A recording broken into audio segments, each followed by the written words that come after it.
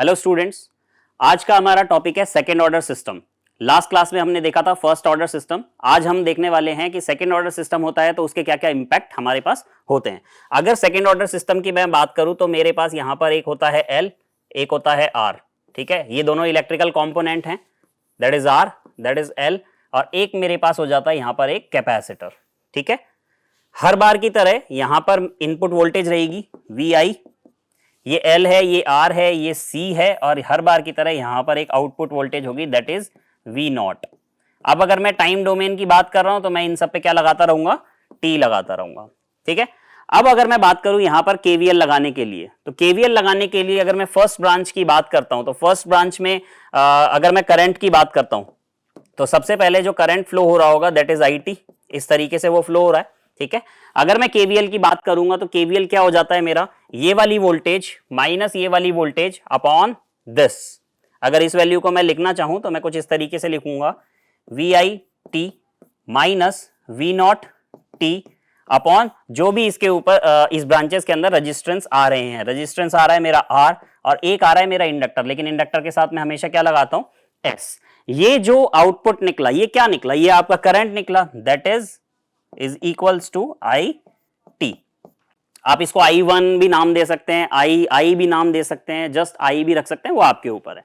Similarly जैसे ही मैंने first loop के अंदर यहां पर सॉल्व किया, ऐसे ही अगर मैं सेकंड लूप को सॉल्व करता हूं तो सेकंड लूप को सॉल्व करने के लिए मैं यहां पर क्या निकालता हूं, आउटपुट वोल्टेज। किसके ऊपर, इस ब्रांच के ऊपर। तो इस ब्रांच की जो आउटपुट वोल्टेज रहने वाली है that is V0T should be equals to 1/CS, और इसके ऊपर करंट क्या फ्लो हो रहा है, IT। तो यहां पर आ जाएगा आपका IT। जो भी डिनोशन आप रखेंगे, जो भी डिनोट आप करेंगे, वही यहां पर आपको वैल्यूज को रखना है। जैसा मैंने अभी आपको बताया, आप I भी रख सकते हो, I इनपुट की वजह से I हम ले रहे हैं। ठीक है, I1 अगर रखना चाहें तो I1 भी रख सकते हैं, वो आपके ऊपर है।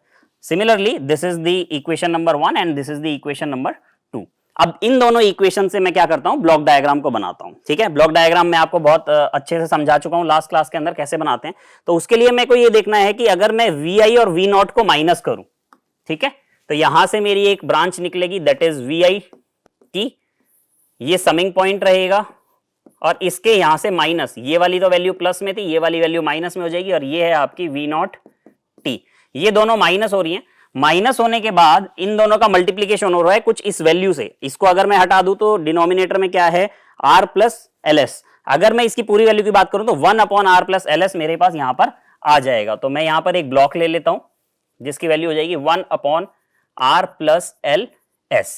अब अगर मैं देखूं तो ये जो VI आया ये किससे मल्टीप्लाई हो जाएगा, 1/R प्लस LS से। सिमिलरली ये जो V0 जो आ रहा है नीचे से, वो भी 1/R प्लस LS से मल्टीप्लाई हो जाएगा, और ये प्लस है और ये माइनस है। जो मैंने लास्ट स्लाइड में देखा वही मैंने यहां पर बना दिया, और इन सब का आउटपुट मेरे पास क्या निकलता है, IT। तो ये जो ब्रांच यहां से आगे निकलेगी दैट शुड बी IT। ये मेरी हो गई फर्स्ट इक्वेशन का ब्लॉक डायग्राम। सिमिलरली अगर मैं सेकंड इक्वेशन के ब्लॉक डायग्राम की बात करता हूं कि IT जो मल्टीप्लाई है वो किससे है, 1/CS के साथ मल्टीप्लाई है। तो इसको मैं अलग पेन से ले लेता हूं, सेकंड इक्वेशन है। तो IT को मैं मल्टीप्लाई करता हूं 1/CS से। जब भी मुझे मल्टीप्लाई करना होता है तो मैं क्या करता हूं, कैस्केड के अंदर ब्लॉक डालता हूं। कैस्केड मतलब मल्टीप्लीकेशन। ठीक है, देखते हैं 1/CS IT से मल्टीप्लाई होकर के आपको देता है V0। तो यहां से जो आउटपुट आपका निकलने वाला है दैट शुड बी V0T। और अगर ये V0 और ये V0 को मिला दिया जाए तो ये मेरा पूरा ब्लॉक डायग्राम फंक्शन रिप्रेजेंट हो जाएगा, पूरा का पूरा ब्लॉक डायग्राम बन जाएगा। सिमिलरली अब अगर मैं इसको सॉल्व करना चाहूं, ठीक है, सॉल्व तो करना पड़ेगा ना, ब्लॉक डायग्राम बनाने के अभी छोड़ तो सकते नहीं है। तो इसको सॉल्व करने के लिए सबसे पहले मैं क्या देखता हूं, ये दो ब्लॉक क्या है, कैस्केड के अंदर है, तो इन दोनों को सॉल्व करते हैं।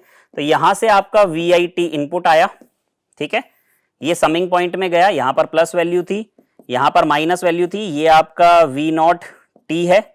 यहां से एक ब्लॉक निकला और इस ब्लॉक को मैंने मिक्स कर दिया। मिक्स मींस कि ये जो दो ब्लॉक है इनको मैंने सॉल्व करके क्या बना दिया है, कैस्केड के अंदर मल्टीप्लाई कर दिया है। जब मैं इसको इससे मल्टीप्लाई करता हूं तो मेरे पास यहां पर वैल्यू आ जाएगी R plus R into CS, तो ये हो जाएगा RCS, और प्लस LS और CS, तो ये हो जाएगा LC या CL, जो भी आप लिखना चाहें, S स्क्वायर।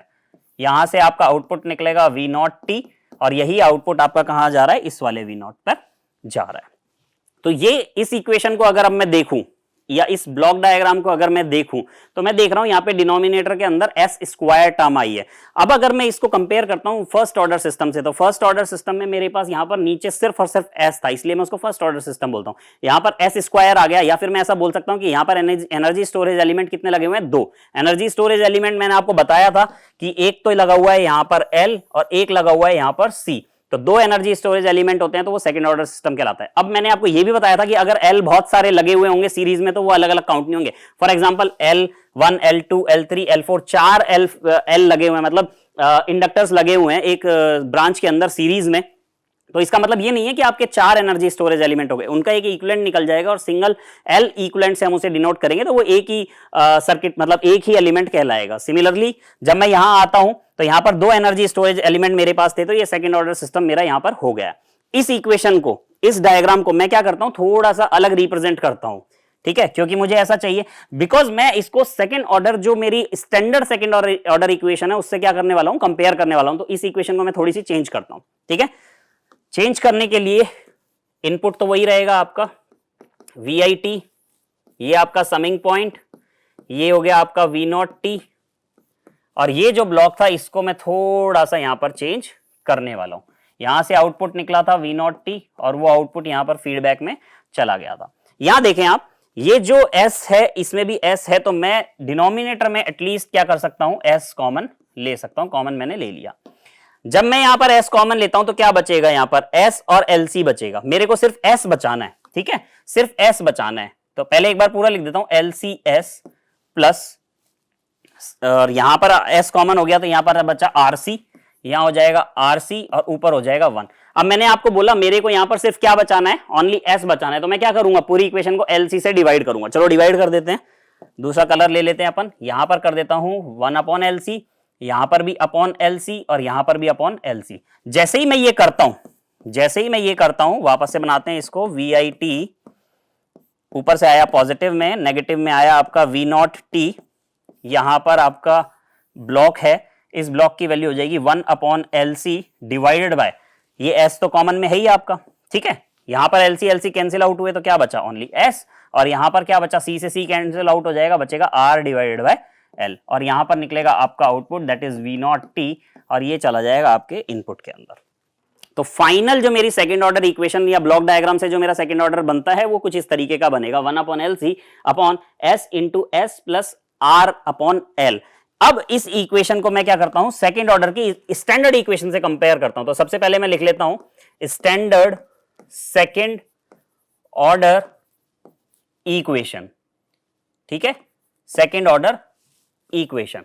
ये क्या होती है, ये अगर मैं सेकंड ऑर्डर स्टैंडर्ड इक्वेशन की बात करता हूं तो यहां पर भी मेरा VIT इनपुट रहेगा, ठीक है, प्लस में आता है, यहां पर मेरा आ जाता है V0T जो कि नेगेटिव में रहता है, और ये जो ब्लॉक डायग्राम मैंने बनाया था वो कुछ इस तरीके से रहता है, omega n square that is natural frequency. Omega n क्या है, यहां पर omega n is equals to natural frequency. किसी भी सिस्टम की जो नेचुरल फ्रीक्वेंसी होती है उसको आप ओमेगा एन से डिनोट करते हो। एक आपका एस था, यहां पर भी ऐसा आएगा, फिर आपका एस था, यहां पर भी ऐसा आएगा, फिर आएगा 2 zeta omega n, 2 zeta omega N. अब यहां पर आपके पास एक तो ओमेगा एन जो मैंने आपको बता दिया और एक जीटा अननोन है। Zeta is damping ratio, damping ratio, clear.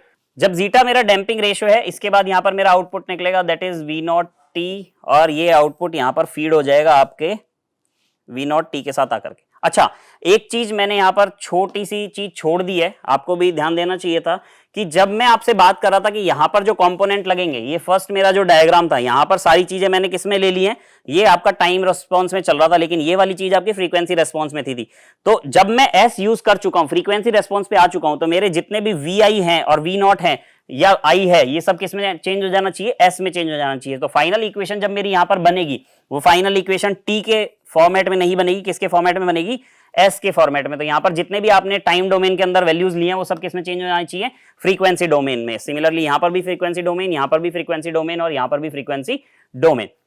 अब अगर मैं चाहूं कि इस इक्वेशन को जब मैं फ्रीक्वेंसी डोमेन में ही बात कर रहा हूं तो मैं क्या कर सकता हूं, ये जो मेरा VI है इसको मैं RS से डिनोट कर देता हूं, जो मेरा हमेशा क्या रहता है, इनपुट रहता है, और जो मेरा ये था इसको मैं CS से डिनोट कर देता हूं, जो मेरा क्या रहेगा, आउटपुट रहेगा, दैट इज CS आउटपुट। अब बात आती है कि जो मेरी सेकंड ऑर्डर की स्टैंडर्ड इक्वेशन है और जो मैंने सेकंड ऑर्डर की इस इक्वेशन निकाली, मैंने सेकंड ऑर्डर की इक्वेशन निकाली थी दो कंपोनेंट लेकर के, एल और सी। आर तो रहेगा ही रहेगा क्योंकि रेजिस्टेंस हर चीज में होता है, तो आरएलसी को मैंने इस तरीके से डिनोट किया, उसकी मैंने सेकंड ऑर्डर इक्वेशन निकाली। अब मैं उसको क्या करने वाला हूं, कंपेयर करने वाला हूं। कंपेयर करने के लिए मैं सीधा यहां पहुंचता हूं, तो ये जो चीज है 1/LC किसके द्वारा डिनोट हो रही है, ओमेगा एन के स्क्वायर, ओमेगा एन स्क्वायर के द्वारा। तो omega n square is equals to हो जाएगा 1/LC। तो पहली चीज तो मेरी ये आई कि किसी भी सिस्टम की नेचुरल फ्रीक्वेंसी की बात की जाए तो वो नेचुरल फ्रीक्वेंसी क्या हो जाती है, omega n should be equals to 1/√LC। Second order equation में जो भी इंडक्टर और कैपेसिटर लगा हुआ है उसको पहले मल्टीप्लाई करें, उसका रेसिप्रोकल करें और उसका अंडर रूट कर दें। ठीक है, पहले मल्टीप्लाई करें, फिर उसका अंडर रूट करें, फिर उसको उल्टा कर दें, रेसिप्रोकल कर दें। ठीक है, एक ही बात है। तो ये मेरी नेचुरल फ्रीक्वेंसी कहलाती है। सिमिलरली अब मैं बात करता हूं जो जीटा मेरा डैम्पिंग रेशियो है वो कैसे निकलेगा, वो तो यहां से निकलेगा। और ये वाली इक्वेशन को जब मैं पीछे इक्वेशन से कैलकुलेट करता हूं या देखता हूं क्या आया था, तो R/L आया था। तो मैं यहां पर ऐसा बोल सकता हूं, इसको मैं यहां लिख लेता हूं, 2 omega n should be equals to R divided by L। मेरे को तो सिर्फ जीटा चाहिए। ठीक है, तो जीटा की वैल्यू क्या हो जाएगी, zeta should be equals to R/L। तो मैं यहां ही रख लेता हूं और अपॉन में भेज देता हूं सारी चीजें। तो ये 2 भी यहां आ जाएगा और जीटा भी यहां आ जाएगा। ठीक है, इसको नेक्स्ट पेज पर लेकर चलते हैं। जीटा इज इक्वल्स टू, ये वैल्यू मेरे पास आई, zeta is equals to R divided by 2L and omega N. ये देखिए यहीं पर था, R divide by 2L, two zeta नहीं है, यहां पर क्या है, ओमेगा एन। अब ओमेगा एन तो मुझे पता है क्या होता है, ओमेगा एन की वैल्यू मैं यहां डाल देता हूं। ओमेगा एन मेरा होता है 1/√LC। तो ये तो 1 रह जाएगा और √LC कहां चला जाएगा, ऊपर चला जाएगा। इस 1 का कोई काम नहीं है, इसको भी हटा लेते हैं। ये L है, ये भी L है, क्या कर दूं, काट दूं, एक अंडर रूट बचा लेता हूं। तो मेरे पास ये फाइनल बच जाएगा R divided by 2 into C/L का अंडर रूट। तो फाइनल जो मेरा डैम्पिंग रेशियो जीटा बनता है वो बनता है R divided by 2 under root of C divided by L। तो ये दो चीजें मैंने यहां पर सीखी सेकंड ऑर्डर इक्वेशन से, कि एक तो नेचुरल फ्रीक्वेंसी की जब भी बात की जाएगी ओमेगा एन वो क्या आएगा, 1/√LC। और जब भी डैम्पिंग रेशियो की जीटा की बात की जाएगी वो जाएगा R डिवाइड बाय 2/√LC। अब अगर मैं बात करूं, मैंने आपको बताया था एक क्लास के अंदर कि इलेक्ट्रिकल और मैकेनिकल कंपोनेंट में क्या रिलेशन होता है। तो जो इलेक्ट्रिकल कंपोनेंट R होता है वही आपका क्या रहता है, आपका डैम्पिंग पे चला जाता है B। ठीक है, सिमिलरली जो आपका C कैपेसिटर होता है वो चला जाता है 1/K स्प्रिंग कांस्टेंट के ऊपर, और जो आपका L रहता है इंडक्टर वो किस पे चला जाता है, मास के ऊपर। तो अगर मैं इसको इलेक्ट्रिकल क्वांटिटी को मैकेनिकल में कन्वर्ट करना चाहूं सारी चीजों को, तो रिप्लेस कर देते हैं हर चीज को।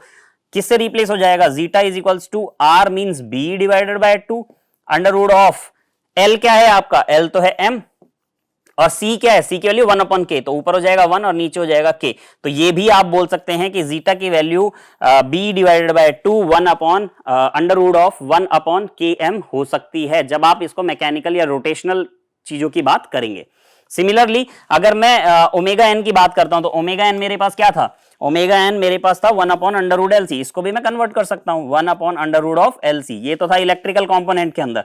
जब मैं मैकेनिकल कंपोनेंट की बात करूंगा तो ओमेगा एन की वैल्यू क्या हो जानी चाहिए, 1/√ऑफ व्हाट, L क्या है, L तो आपका M है, और C क्या है 1/K। तो यहां पर भी आपका अंडर रूट चला जाएगा। तो फाइनली मैं बोल सकता हूं under root of K divided by M, under root of K divided by M। तो ये मेरा मैकेनिकल कंपोनेंट के अंदर, मेरा सेकंड ऑर्डर सिस्टम के अंदर नेचुरल फ्रीक्वेंसी और डैम्पिंग रेशियो रहता है। ठीक है, चलते हैं आगे। मैं वापस से एक बार सेकंड ऑर्डर इक्वेशन बनाता हूं, जो भी मैंने यहां निकाली थी वो सेकंड ऑर्डर में इक्वेशन मेरी थी यहां पर RS, यहां पर ये पॉजिटिव था, ये CS आया था मेरा नेगेटिव के अंदर, मतलब नेगेटिव फीडबैक के साथ, और यहां पर मेरा एक सिस्टम चल रहा था जिसकी वैल्यू थी, स्टैंडर्ड सेकंड ऑर्डर इक्वेशन की बात कर रहा हूं, ये हो जाएगी omega n square S into S plus twice zeta omega n, और ये मेरा निकल जाएगा CS आउटपुट। मैंने वापस इसको इसलिए बनाया क्योंकि अब मैं यहां देखना चाहता हूं कि कैरेक्टरिस्टिक इक्वेशन के किस तरीके से आप फॉर्म कर सकते हैं और किस तरीके की उसकी वैल्यूज रहेंगी। तो कैरेक्टरिस्टिक इक्वेशन की बात करते हैं, तो यहां पर जो ये फीडबैक है दैट इज यूनिटी फीडबैक। ये क्या हो जाएगा, यूनिटी फीडबैक सिस्टम। यूनिटी इसको इसलिए बोल रहा हूं क्योंकि इसकी वैल्यू क्या है, 1 है, उसमें तो कोई बहुत बड़ी बात नहीं है। अब जब कैरेक्टरिस्टिक इक्वेशन की बात की जाएगी तो मैंने आपको बताया कैरेक्टरिस्टिक इक्वेशन का मतलब होता है जो डिनोमिनेटर पार्ट है वो क्या हो जाना चाहिए, 0। लेकिन किसका, ओपन लूप का और क्लोज लूप का, क्लोज लूप का। ठीक है। अगर ओपन लूप का करना था तो मैं सिर्फ इसको जीरो कर देता, s into S plus 2 zeta omega n को, लेकिन ऐसा नहीं होता। तो आपको जब भी क्या करना होता है, कैरेक्टरिस्टिक इक्वेशन फाइंड आउट करनी होती है, तो आपको पहले इसको और सॉल्व करना पड़ेगा। जो लूप्स आपने लगाए, फीडबैक लूप आपने लगाया, उसको और सॉल्व करना पड़ेगा। उसको सॉल्व करते हैं, चलिए। क्या हो जाएगा, ये तो आपका आर एस था, इनपुट था, और यहां पर आपका निकल जाएगा आउटपुट सी एस। अब बात आती है कि इसको कैसे सॉल्व करें। इसके लिए मैंने आपको फॉर्मूला लास्ट क्लासेस के अंदर बताया हुआ है, GS upon 1 plus GS HS. GS क्या है, आपका फॉरवर्ड पाथ का गेन है, एचएस क्या है, आपका जो फीडबैक पाथ है उसका गेन है। तो जीएस मतलब ऊपर तो यही चीज आ जाएगी। एक बार इसको हटा लेता हूं, ठीक है, फिर अपन इसको शॉर्ट करके लिख देंगे। तो ये मेरे पास ऊपर आ जाएगा omega n square divided by S into S plus twice of zeta omega N, ये हो गया GS upon 1 plus GS HS. HS क्या है, एचएस तो 1 ही है ना, तो ये 1 लगा दो और एज इट इज चीज यहां पर वापस डाल दो। Omega n square divide by S into में एस प्लस में ट्वाइस जीटा ओमेगा एन। ये फाइनल इक्वेशन मेरे पास बनती है। अगर मैं नीचे एलसीएम ले लूं तो डिनोमिनेटर और डिनोमिनेटर दोनों क्या है, सेम है, सेम कर देते हैं, कोई बड़ी बात नहीं है। तो ये नीचे से नीचे आपस में कट जाएंगी वैल्यूज, ठीक है, और ये ऊपर भी जाएगा। जब आप एलसीएम लेंगे, ऐसे थोड़ी काट देंगे, एलसीएम भी तो लेना पड़ेगा। जब इसका एलसीएम यहां पर लेंगे तो क्या वैल्यू बन जाएगी, यहां पर ये वैल्यू आपकी बन जाएगी एस इंटू में एस प्लस में ट्वाइस जीटा ओमेगा एन, ठीक है, और प्लस में ये ओमेगा एन स्क्वायर, ये वाली वैल्यू बनती है। अब अगर मैं बात करता हूं इस इक्वेशन को मुझे सॉल्व करना है, तो डिनोमिनेटर पार्ट्स क्या हो जाएंगे, दोनों कैंसिल आउट हो जाएंगे। जैसे ही डिनोमिनेटर पार्ट कैंसिल आउट हो जाते हैं, अब इसको फाइनल इक्वेशन में लिख सकता हूं। तो फाइनली ये जो इक्वेशन रहने वाली है वो मैं यहां लिखने वाला हूं अब आपके सामने। वो क्या हो जाएगी, सबसे ऊपर तो आ जाएगा ओमेगा एन स्क्वायर, ठीक है, ये तो आ जाएगा ओमेगा एन स्क्वायर, लेकिन नीचे क्या आ जाएगा, नीचे आ जाएगा एस इंटू में S plus twice zeta omega N plus omega n square. ये वैल्यू आपके पास यहां पर फाइनली आ जाएगी, ठीक है। ये ब्रैकेट यहां नहीं है, ओमेगा एन स्क्वायर ब्रैकेट तो आपका यहीं खत्म हो गया, प्लस ओमेगा एन।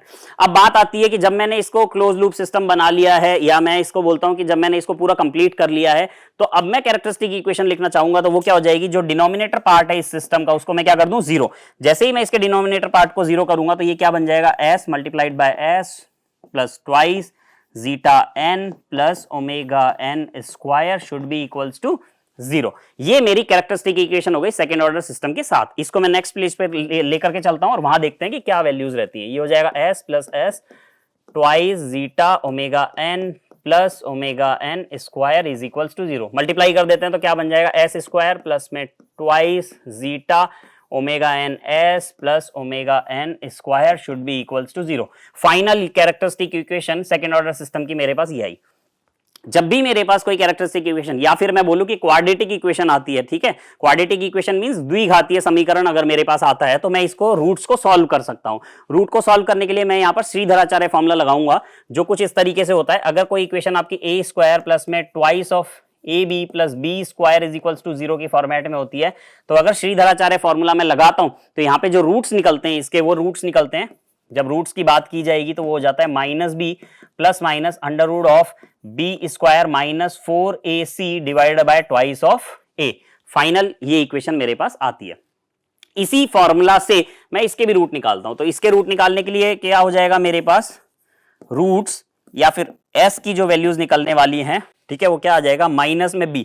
b क्या है आपका, ये पूरा, ये हो जाएगा 2 जीटा ओमेगा n, ठीक है, plus minus under root of B square मतलब इस पूरे का स्क्वायर, ये हो जाएगा 4 zeta square omega n square minus 4ac minus 4 a की वैल्यू क्या, a की वैल्यू तो 1 है, ठीक है, और c की वैल्यू है ओमेगा एन स्क्वायर, तो into omega n square and divided by 2a divided by 2a a की वैल्यू भी 1 ही थी। अगर मैं इसको सॉल्व करना चाहूं तो क्या बन जाएगा, इस 2 से ये 2 कैंसिल आउट हो जाएगा, यहां से ये 4 कॉमन लेकर के बाहर लूंगा, वो भी 2 ही बनेगा, वो भी कैंसिल आउट हो जाएगा। तो मैं फाइनली यहां लिख रहा हूं minus zeta omega N plus minus under root of एक काम करते हैं, यहां पे जब मैंने 4 कॉमन लिया वो 2 बन करके बाहर आया, तो मैं से ओमेगा एन स्क्वायर भी कॉमन लेके बाहर ले लेता हूं, वो बचेगा मेरे पास ओमेगा एन, और अंडर रूट में मेरे पास वैल्यू बच जाएगी जीटा स्क्वायर माइनस 1 और 2 हटी गए, तो ये मेरे पास s की वैल्यूज हो गई। तो फाइनली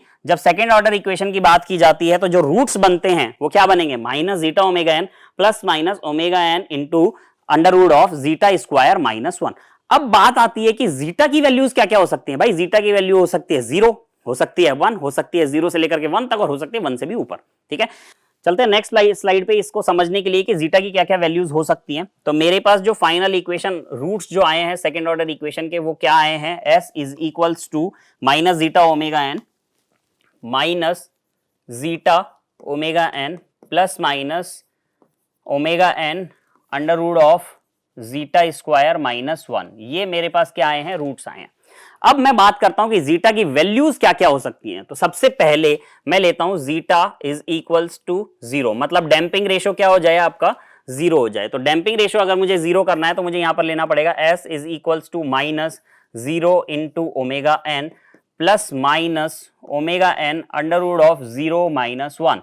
इसको मैं बोल सकता हूं कि s should be equals to 0 हो गया, ये बचा प्लस माइनस अंडर रूट के अंदर माइनस 1 आपको इमेजिनरी पार्ट शो करता है, तो उस इमेजिनरी को मैं j से शो करता हूं, j ओमेगा n। तो यहां पर मेरे जो रूट्स आए मैं बोल सकता हूं कि सेकेंड ऑर्डर सिस्टम के अगर मेरे रूट प्योरली इमेजिनरी हैं, प्योर इमेजिनरी, ठीक है, अगर मेरे कोई रूट प्योर इमेजिनरी हैं। अब प्योर इमेजिनरी को कैसे शो करेंगे भाई, मेरे पास तो दो ही सिस्टम होते हैं ना, एक होता है सिग्मा और एक होता है जे ओमेगा, ठीक है। सिग्मा मींस रियल पार्ट और जे ओमेगा मींस आपके जो इमेजिनरी पार्ट्स होते हैं वो। तो प्लस माइनस जे ओमेगा का मतलब होता है एक रूट हो गया यहां पर और एक रूट हो गया यहां पर, रूट्स को मैं क्रॉस से शो करता हूं। तो अगर मेरा डैम्पिंग रेशियो 0 रहेगा तो मैं बोल सकता हूं उसके रूट्स क्या रहेंगे, प्योर इमेजिनरी रहेंगे। प्योर इमेजिनरी किस तरीके से होता है, इस तरीके से होता है। और मैं बोल सकता हूं कि ये सिस्टम आपका अनडैम्ड सिस्टम रहेगा। अनडैम्ड सिस्टम का मतलब है कि अगर आप इस सिस्टम को चालू करेंगे और इसकी जो डैम्पिंग रहेगी वो किस तरीके से, हमेशा इस तरीके से चलती रहेगी, रुकेगी नहीं, कुछ इस तरीके से ये चलती रहेगी। ये होता है आइडियल सिस्टम। क्या होता है, आइडियल सिस्टम। आइडियल सिस्टम मतलब जो कभी रुकता ही नहीं है, बस चलता ही जाता है। तो यहां पर भी अनडैम्ड सिस्टम हो जाएगा, zeta is equals to 0 that means undamped system. Undamped system that means pure imaginary. Pure imaginary मतलब उसकी वैल्यूज हो जाएंगी plus minus j omega N. ये सारी चीजें आपको माइंड में रखनी पड़ेगी कि अगर सेकंड ऑर्डर सिस्टम में जीटा की वैल्यू 0 होती है तो क्या क्या बिहेवियर ये करता है। एक चीज और आपको यहां पर ध्यान करनी पड़ेगी कि जो टाइम कांस्टेंट रहेगा सिस्टम का, टाइम कांस्टेंट को लिए मैंने आपको क्या बताया था, टाइम कांस्टेंट का मतलब होता है जो भी आपका रियल रूट है, रियल रूट, यहां पर रियल रूट है क्या, नहीं, रियल रूट क्या है 0, उसका रेसिप्रोकल कर दो तो टाइम कांस्टेंट आ जाता है। तो रियल रूट हो गया 0, उसका रेसिप्रोकल मैंने करा तो टाइम कांस्टेंट मेरा 1/0, that means time constant should be equals to infinity. Infinity का मतलब, टाइम कांस्टेंट का मतलब क्या होता है कि कोई सिस्टम कितना समय लेगा स्टेबल होने के लिए। तो ये सिस्टम तो स्टेबल हो ही नहीं रहा ना, ये तो इंफिनिटी है, तो ये सिस्टम हमेशा क्या रहेगा, चलता ही रहेगा। तो ये था जब आपकी वैल्यू जीटा की वैल्यू क्या हो जाएगी, जीटा शुड बी 0 हो जाएगा, ठीक है। सिमिलरली इस तरीके से आगे बढ़ते हैं। नेक्स्ट है जब मेरा जीटा की वैल्यू क्या हो जाए, 0 से तो बड़ी हो जाए और 1 से छोटी हो जाए, इसको मैं बोलता हूं under damped system. Under damped system, ठीक है। अब अंडर डैम्ड सिस्टम किस तरीके से बिहेवियर करता है इसको देखने के लिए मैं क्या करता हूं, यहां पर वापस से रूट्स बनाता हूं। रूट्स मेरे क्या थे, s is equals to minus zeta omega n से स्टार्ट होता है, ये हो जाएगा minus zeta omega N plus minus omega N under root of zeta square minus 1। अब बात ये होती है कि जब मैं जीटा की वैल्यू 0 से 1 तक रख रहा हूं, 0 से 1 का मतलब क्या है, आपकी जीटा की वैल्यू है तो पॉजिटिव ना, नेगेटिव तो नहीं है। तो 0 से ये चीज आपकी क्या रहने वाली है, एज इट इज हो जाएगी। मतलब जीटा की वैल्यू अगर मैं 0 से 1 ले रहा हूं तो हो सकता है वो 0.2 हो जाए, हो सकता है वो 0.6 हो जाए, हो सकता है वो 0.9 हो जाए, हो सकता है वो 0.1 हो जाए, ठीक है। तो जीटा एज इट इज रहेगा, omega n as it is रहेगा, प्लस माइनस रहेगा, ओमेगा एन रहेगा। यहां पर जीटा की वैल्यू क्या है आपकी, 1 से छोटी है ना, 1 से छोटी मतलब पॉइंट्स में चली गई। अगर मैं 0.9 का स्क्वायर भी करूंगा तो भी तो 1 से छोटा ही रहेगा, और 1 से छोटे को जब मैं 1 से माइनस करूंगा तो क्या हो जाएगी, वैल्यू नेगेटिव ही रहेगी। तो मतलब मैं यहां पर बोल सकता हूं ये आ जाएगा जे, ठीक है। तो मेरे पास यहां पर जो वैल्यू आई फाइनली ये वही minus zeta omega N plus minus में जे ओमेगा एन। इसको देख करके आपको क्या समझ में आ रहा है कि रूट्स कैसे हैं, इसके जो रूट्स हैं ये हैं कॉम्प्लेक्स कॉन्जुगेट। क्या है, कॉम्प्लेक्स कॉन्जुगेट। कॉम्प्लेक्स कॉन्जुगेट का मतलब क्या होता है कि जब मैं इसको डिनोट करता हूं सिग्मा और जे ओमेगा एक्सिस पे तो ये कहीं इस तरीके से आ जाते हैं, ठीक है। दो है ना प्लस माइनस, तो मैंने ये दो बना दिए, ठीक है। तो इस तरीके से ये यहां पर ये रूट्स आ जाते हैं, कॉम्प्लेक्स कॉन्जुगेट रूट्स कहलाते हैं। मतलब ना तो सिग्मा एक्सिस पे रहेंगे ना जे ओमेगा एक्सिस पे रहेंगे, ये कहीं इस तरीके से बीच में रहेंगे, दैट इज कॉम्प्लेक्स कॉन्जुगेट, ठीक है। अब बात करते हैं टाइम कांस्टेंट की। टाइम कांस्टेंट मैंने आपको बताया था जो रियल पार्ट है उसका रेसिप्रोकल कर दो आप, तो यहां पर जो टाइम कांस्टेंट हो जाएगा ये हो जाएगा 1 अपॉन जीटा ओमेगा एन, ठीक है। सिमिलरली अब मैं बात करता हूं कि जब ये जीटा की वैल्यू आपकी क्या थी, अच्छा ये मैंने ऐसे लिख दिया, जीटा की वैल्यू हटा थोड़ी सकता हूं मैं, ये इसको गायब थोड़ी कर सकता हूं, तो यहां पर ये जीटा की वैल्यू क्या हो जानी चाहिए, 1 माइनस में जीटा स्क्वायर हो जानी चाहिए, ठीक है। जब मैं इसको इस फॉर्मेट में लिखना चाहता हूं, क्योंकि 1 से छोटा है ना वो, उसको पॉजिटिव करना है, तो मेरे को यहां पर इस तरीके से फॉर्मेट में लिखना पड़ेगा।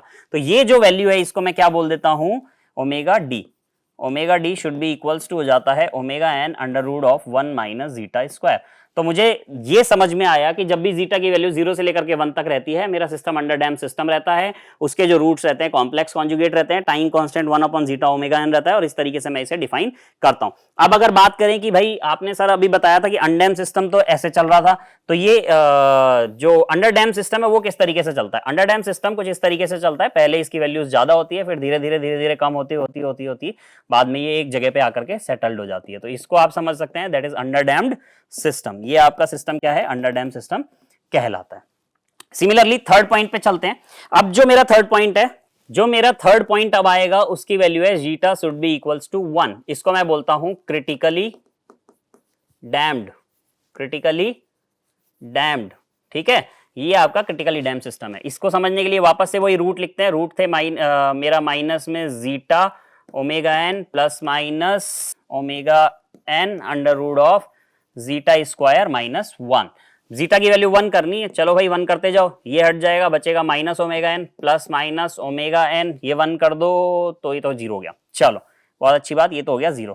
तो वैल्यूज आपकी क्या बची, ओनली माइनस ओमेगा एन। लेकिन ये क्या था आपका द्विघातीय समीकरण, क्वाड्रेटिक इक्वेशन, तो यहां पर क्या हो जाएंगे, 2 रूट्स आ जाएंगे, और ये दोनों रूट क्या हो जाएंगे, रियल एंड इक्वल। क्या हो जाएंगे, real and equal roots. Real and equal roots जब मेरे पास आएंगे तो मैं इसको किस तरीके से डिफाइन करूंगा, कुछ इस तरीके से डिफाइन करूंगा, ए की वैल्यू पे, ये है माइनस ओमेगा एन। सिमिलरली अगर ये मेरे रूट आ गए सिग्मा और जे ओमेगा एक्सिस पे, ठीक है, और रियल रूट मेरा माइनस ओमेगा एन था, तो टाइम कांस्टेंट में डिफाइन कर सकता हूं। तो टाइम कांस्टेंट की वैल्यू मेरे पास यहां हो जाएगी 1 अपॉन ओमेगा एन, क्योंकि टाइम कांस्टेंट का मतलब होता है जो भी आपका पार्ट है, मतलब जो रियल रूट आया उसको रेसिप्रोकल करके यहां पर लिख दो। अब आप ये सोच रहे होंगे मैं टाइम कांस्टेंट में माइनस क्यों नहीं यूज कर रहा, टाइम माइनस में नहीं होता इसलिए बार बार यूज नहीं कर रहा हूं, ठीक है, इसमें कोई भी डाउट नहीं होना चाहिए। अब बात करते हैं क्रिटिकली डैम्ड किस तरीके से डिफाइन किया जाए। तो क्रिटिकली डैम्ड को डिफाइन करने के लिए मैं क्या करूंगा, ये डैम्पिंग चालू हुई और ये जाकर के किसी एक पॉइंट पर यहां पर बंद हो गई, ठीक है। ये कोई पॉइंट है जो डिफाइंड है आपका, और वहां पर जाकर के आपकी डैम्पिंग क्या हो जाएगी, क्लोज हो जाएगी, मतलब सिस्टम आपका स्टेबल हो जाएगा। That is called critically damp. तो आप क्रिटिकली डैम्प में मुझे ये समझना चाहिए कि रूट्स कैसे होंगे, रियल और इक्वल होंगे, s is equals to minus में ओमेगा एन हो जाएगा, time constant 1 upon omega n हो जाएगा, और इस तरीके से मैं इसको रियल और इमेजिनरी एक्सिस पे डिफाइन करूंगा। और जब मुझे इसे डैम्पिंग में दिखाना होगा तो इस तरीके से मैं इसे डिफाइन कर सकता हूं। नेक्स्ट आता है आपका, जब जीटा की वैल्यू क्या हो जाए, ग्रेटर देन 1 हो जाए, जीटा की वैल्यू ग्रेटर देन 1 हो जाए, इसको मैं बोलूंगा ओवर डैम्प्ड। क्या बोलूंगा, ओवर डैम्प्ड सिस्टम। तो मैंने यहां पर 4 तरीके के, ये चौथा तरीके का है। पहले मैंने देखा था अनडैम्प्ड, फिर मैंने देखा अंडर डैम्प्ड, फिर मैंने देखा क्रिटिकली डैम्प्ड, और अब मैं देखने वाला हूं ओवर डैम्प्ड सिस्टम। तो ओवर डैम्प्ड सिस्टम को समझने के लिए वही वापस से रूट्स बना लेते हैं। तो S is equals to minus में zeta omega N plus minus omega N under root of zeta square minus 1। Over damped का मतलब है वैल्यू 1 से बड़ी हो, 1 से बड़ी हो मतलब पॉजिटिव वैल्यू रहने वाली है। तो ये वैल्यू आपकी पॉजिटिव रहेगी, एज इट इज हो जाएगी, माइनस में zeta omega n as it is plus minus as it is omega n as it is zeta square minus 1 positive रहेगा, तो मेरे को यहाँ पर कुछ भी करने की नीड नहीं है, ये हो जाएगा ओमेगा स्क्वायर माइनस 1, ठीक है। तो फाइनली मेरे पास यही रूट एज इट इज रहने वाला है, कोई दिक्कत यहाँ पर मुझे नहीं होने वाली है। तो मैं यहाँ देखता हूँ मेरे पास रियल पार्ट भी है, ये पूरा ही रियल है। इमेजिनरी पार्ट कैसे होगा, इमेजिनरी पार्ट तो जब होगा जब अंडर रूट में -1 बनेगा, ठीक है। तो यहाँ पर रूट क्या हो गए, रियल हो गए, लेकिन डिस्टिंक्ट हो गए। डिस्टिंक्ट मतलब अलग अलग, यहाँ पर प्लस और माइनस आ रहा है ना, तो रूट्स आपके क्या हो गए यहाँ पर, रियल एंड डिस्टिंक्ट, ठीक है। रूट कैसे हो गए आपके, real and distinct. Real and distinct का मतलब होता है रियल है लेकिन अलग अलग है। किस तरीके से इसे डिफाइन करेंगे, इसको डिफाइन करने के लिए मैं क्या करता हूं, यहां पर वापस से वही सिग्मा एक्सिस बनाता हूं, जे ओमेगा एक्सिस बनाता हूं। दोनों रूट्स मेरे इसी तरफ रहेंगे, लेफ्ट हैंड साइड पे ही रहेंगे, क्योंकि यहां पर क्या आ रहा है, फाइनल माइनस आ रहा है, ठीक है। तो ये माइनस की वैल्यू होने की वजह से एक रूट तो हो जाएगा आपका यहाँ पर और एक रूट आ जाएगा आपका यहाँ पर। सपोज जो आपका minus zeta omega N plus वाली वैल्यू जो है, plus omega N under root of zeta square minus 1, ये m1 था, और जो minus zeta n omega n minus omega N under root of zeta square minus 1, ये m2 था। तो मैं बोल सकता हूं कि एक पहले हो जाएगा एक बाद में हो जाएगा। तो सपोज ये m1 हो गया गया, सपोज ये m2 हो गया। अब जब टाइम कांस्टेंट की बात की जाएगी तो टाइम कांस्टेंट क्या होता है आपका, जो नियरर रूट है, nearer root to the origin, origin से सबसे पास वाला रूट जो होगा उसका रेसिप्रोकल टाइम कांस्टेंट कहलाएगा। तो time constant should be equal to 1/m2, क्योंकि मेरा m2 यहां पर क्या था, पास था। ये मैंने सिग्मा जे ओमेगा एक्सेस पे देख लिया, रूट्स देख लिए, रियल एंड डिस्टिंक्ट रहते हैं। अब बात करते हैं डैम्पिंग की। ओवर डैम्प सिस्टम की जो डैम्पिंग रहेगी वो कुछ इस तरीके से रहेगी, स्टार्टिंग में ये कम रहता है, उसके बाद डैम्पिंग धीरे धीरे धीरे धीरे बढ़ती जाती है और फाइनली बहुत ज्यादा डैम्पिंग पहुंच जाती है। तो मैं बोल सकता हूं ये सिस्टम मेरा अनस्टेबल सिस्टम भी होता है। क्यों? क्योंकि इसको आप स्टेबल मतलब रोक नहीं पा रहे हैं ना, बिल्कुल भी नहीं, क्योंकि आगे ये बढ़ता जा रहा है। तो अब मैं वापस से समराइज कर देता हूं चारों पॉइंट्स का जो भी आज हमने पढ़ा है। सबसे पहले तो मैंने यहां रूट्स निकाले थे सेकंड ऑर्डर इक्वेशन के, s इज इक्वल्स टू, ये फाइनल मेरे पास रूट्स रहते हैं, ठीक है। ये रूट रहने के बाद सबसे पहले मैंने देखा था कि अगर मेरा जीटा की वैल्यू 0 हो जाए, अच्छा इसमें अनडैम्ड मैंने लिखा नहीं कहीं पे, ये अनडैम्ड सिस्टम है, ठीक है। क्या है ये? Undamped system. ये जब जीटा मेरा 0 होता है तो ये सिस्टम अनडैम्ड कहलाता है। रूट्स मेरे क्या हो जाते हैं? Pure imaginary. इस तरीके से मैं उसे डिफाइन करता हूं। और प्योर इमेजनरी हो जाने के बाद अगर मैं इसके बात करता हूं डैम्पिंग की, तो इस तरीके से डैम्पिंग रहती है, इसको भी मैं कंट्रोल नहीं कर सकता, ये भी अनकंट्रोलेबल सिस्टम कहलाता है। टाइम कांस्टेंट मेरा 1/0, क्योंकि यहां पर रियल रूट है ही नहीं, वो हो जाता है infinity. First thing. Second is, जब मेरा जीटा की वैल्यू 0 से लेकर के 1 के बीच में रहती है, रहेगी पॉजिटिव, लेकिन 0 से 1 के बीच में रहेगी, तो अंडर डैम सिस्टम कहलाएगा। अंडर डैम सिस्टम के जो रूट्स रहते हैं वो कैसे रहते हैं? Complex conjugate. इस तरीके से मैं उसे डिफाइन करूंगा, ये फाइनली रूट आपके पास आ जाते हैं, ठीक है। ये रूट आ गए आपके पास। और सिमिलरली टाइम कांस्टेंट की बात करें तो 1/जीटा ओमेगा एन कहलाएगा। और अगर इसकी डैम्पिंग की बात करें तो ये इस तरीके से अंडर डैम सिस्टम, ये कंट्रोलेबल है, ठीक है। एंड में जाकर के ये स्टेबल हो रहा है, तो ये स्टेबिलिटी को शो करता है। Similarly third one is zeta is equals to 1, that means critically damped. Critically damped होने के लिए आपको क्या चाहिए? रूट्स जो है रियल और इक्वल होने चाहिए, एक ही पॉइंट पे बन जाए। और क्रिटिकली डैम्ड की डैम्पिंग इस तरीके से बना दी जाएगी। और टाइम कांस्टेंट की बात करें तो 1/ओमेगा एन, क्योंकि रूट मेरे पास सिर्फ और सिर्फ यही था। सिमिलरली लास्ट वन आपका जो था अंडर डैम सिस्टम, जब जीटा की वैल्यू ग्रेटर देन 1 थी, ग्रेटर देन 1 होने की वजह से मेरे रूट्स जो थे यहाँ पर रियल एंड डिस्टिंक्ट थे। रियल एंड डिस्टिंक्ट मतलब रियल रहेंगे, रियल एक्सेस पे रहेंगे, सिग्मा एक्सेस पे रहेंगे, लेकिन अलग अलग रहेंगे, m1 m2। तो जो भी रूट आपके ओरिजिन के पास रहेगा उससे मैं क्या करूंगा? टाइम कांस्टेंट को डिफाइन करूंगा। और अगर डैम्पिंग की बात करें तो इस तरीके से डैम्पिंग इसकी हमेशा बढ़ती जाती है, ठीक है। आज की क्लास के लिए हम यही पढ़ेंगे सेकंड ऑर्डर सिस्टम तक। नेक्स्ट क्लास में नेक्स्ट टॉपिक्स देखेंगे। Thank you.